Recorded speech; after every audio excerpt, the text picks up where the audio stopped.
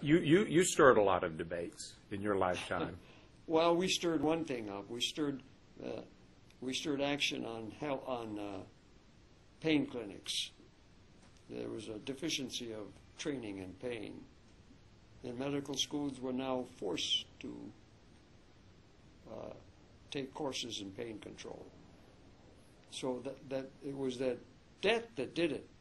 The fact that people chose death to their treatment because the treatment was ineffective.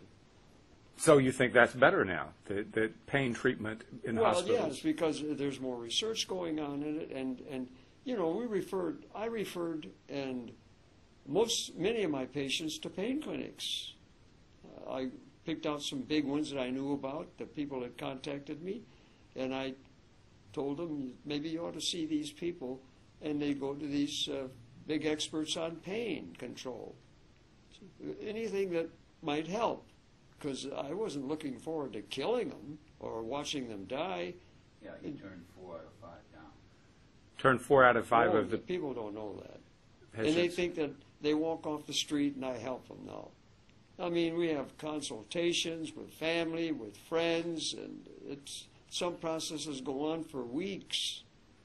But with research and with changes in medical practices, it's actually becoming more acceptable to live. Yes. It's your choice. Under any conditions, if you want to live, the conditions you're under, and you want to keep living that way, I'll support it. But there are many people who don't. There are people who don't want to live. They want to continue. I know adults who are not ill, they're not sick, they're not crippled, they're not depressed, they're highly successful, former CEOs of corporations who wanted to die and told you that, I'm going to kill myself. And you can't talk them out of it. You know, they've lost a mission in life, a meaning in life. Why do you think we have so many teenage suicides? It's because children instinctively feel that what's the purpose of all this? You know, they see immorality and lying among their parents, you know, and they're told in church things different than school and peers, and they don't have anybody who can really counsel them, anybody they can turn to. If they have a close friend, they're lucky, but it may be a friend who advises badly. That's why you get in these teenage suicides. As I said when we first sat down, you're so full of life. How old are you now? I'm in my 83rd year. 83. Just entered it. Oh, he's 82. 82.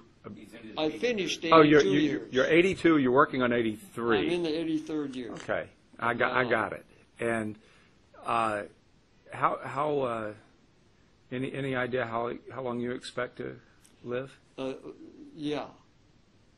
Just statistically and from experience, I know very few people live to 100 or more. So that's pretty much out of the equation. So it's got to be less. Mm-hmm. That means I have about 18 years left of life to reach 100. And I've got some arthritis setting in. I'm much weaker than I used to be, you know. Can't do what I used to do. So the odds are that the disintegration will continue. So I expect more disintegration, not improvement. So you think maybe, we got your coffee and everything here? Oh, you didn't have to go out and buy coffee. Well, so 82, you figure, I mean, nobody would probably know better than you because you're an expert in this. Well, who knows? There are no experts in longevity. There are people working on immortality. They want to discover ways humans live forever. Get that? Have you? We call those vampires. No. I mean, and most people, if you ask them, would you want to live forever? What would you answer? I would say no. What would you say? That's what most people said. They did a poll in Europe about 10, 12 years ago. old and young alike, both sexes said no. And yet they're doing research on that in medicine, which is a tremendous waste of resources.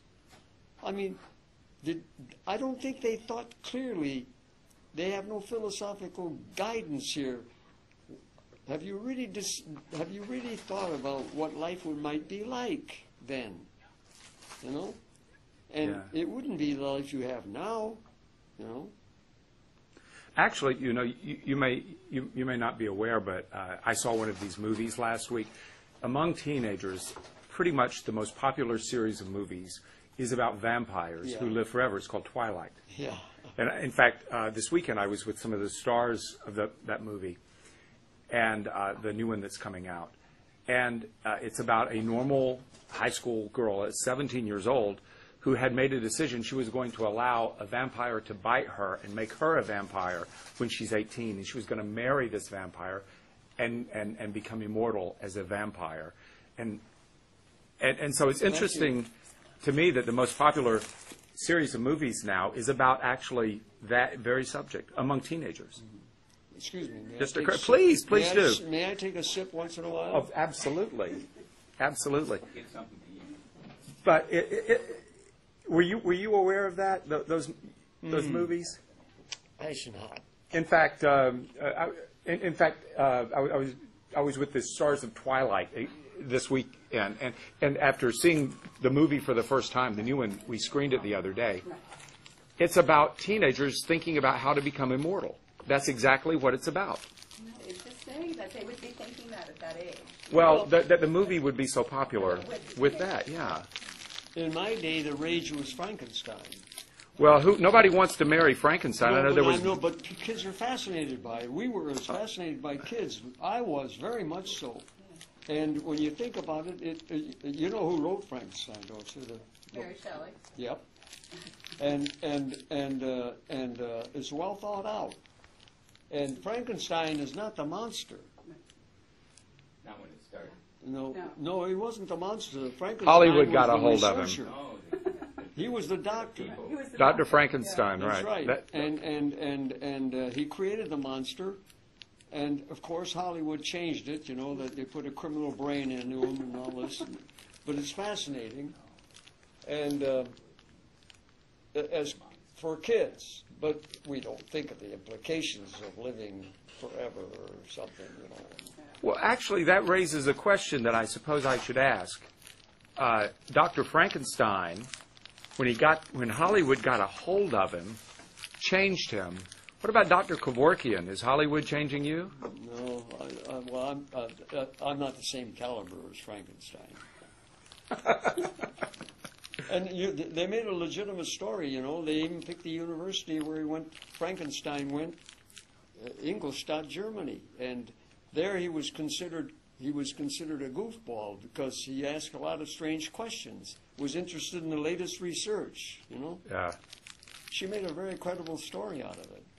And it was an allegorical story. I mean, referring to humans in general.